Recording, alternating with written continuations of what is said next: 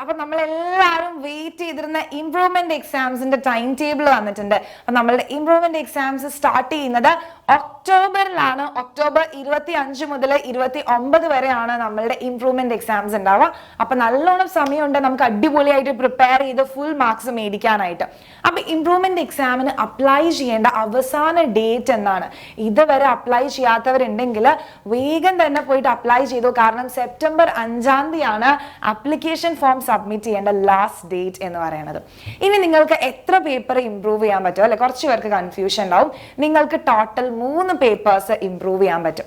അപ്പൊ ഒരു പേപ്പറിന് എത്ര രൂപയാവും മിസ്? ഒരു പേപ്പറിന് 175 റുപ്പീസ് ആയിരിക്കും. പിന്നെ എന്ത് ചെയ്യണം? അഡീഷണൽ ആയിട്ട് ഒരു 40 റുപ്പീസും കൂടി നിങ്ങൾ കൊടുക്കണം സർട്ടിഫിക്കറ്റിന് വേണ്ടിയിട്ട്. അപ്പൊ 2 പേപ്പറിനാണെങ്കിലോ 175 into 2, 3 പേപ്പറിനാണെങ്കിൽ 175 into 3, പിന്നെ എന്താണ് അഡീഷണൽ ആയിട്ടുള്ള ഈ ഒരു 40 രൂപ സർട്ടിഫിക്കറ്റ്, നിങ്ങളുടെ സർട്ടിഫിക്കറ്റിന് വേണ്ടിയിട്ട്. അപ്പൊ ഇങ്ങനെയായിരിക്കും ഫീസ് വരുന്നത്. അപ്പൊ നമ്മൾ വെയിറ്റ് ചെയ്തിരുന്ന ആ ഒരു ടൈം ടേബിൾ നോക്കണ്ടേ?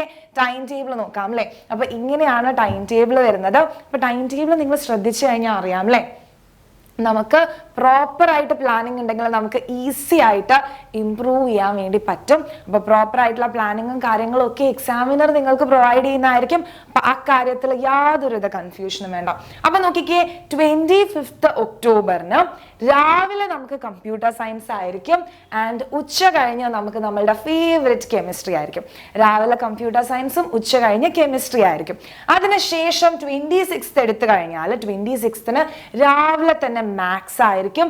ഉച്ചയ്ക്ക് ശേഷം സെക്കൻഡ് ലാംഗ്വേജസ് ആയിരിക്കും.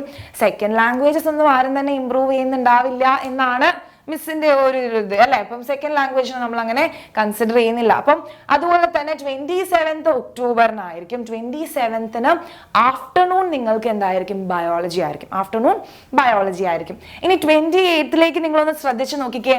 28th നമ്മൾ ഏറ്റവും കൂടുതൽ ഇംപ്രൂവ് ചെയ്യുന്ന 2 ഭീകര സബ്ജക്ട്സ് ഇരിക്കുന്നത്.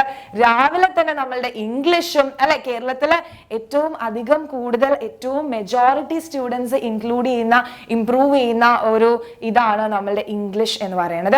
ദെൻ എന്താണ് 28th തന്നെ ഉച്ച കഴിഞ്ഞ് നിങ്ങൾക്ക് ഫിസിക്സും ഉണ്ട്. അപ്പം ടൈം ടേബിൾ ഒക്കെ വന്നു, ഫുൾ സെറ്റായി. അപ്പം ഓണമൊക്കെ വരുന്നുണ്ട്. ഓണം വെക്കേഷന് നമുക്കൊരു സ്പേസ് കിട്ടുന്നുണ്ട് പഠിക്കാനായിട്ട്.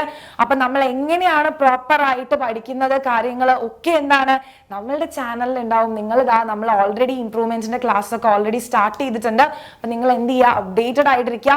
നമ്മളുടെ ചാനൽ ഇതുവരെ സബ്സ്ക്രൈബ് ചെയ്തിട്ടില്ലെങ്കിൽ സബ്സ്ക്രൈബ് ചെയ്യുക. ഇനിയിപ്പോൾ ഇംപ്രൂവ് ചെയ്യണം, എങ്ങനെ ഇംപ്രൂവ് ചെയ്യണം എന്ന് യാതൊരു ഐഡിയ ഇല്ലാതിരിക്കുന്ന നിങ്ങളുടെ ഫ്രണ്ട്സിലേക്കൊക്കെ ഈ വീഡിയോ എത്തിച്ചു കൊടുക്കുക.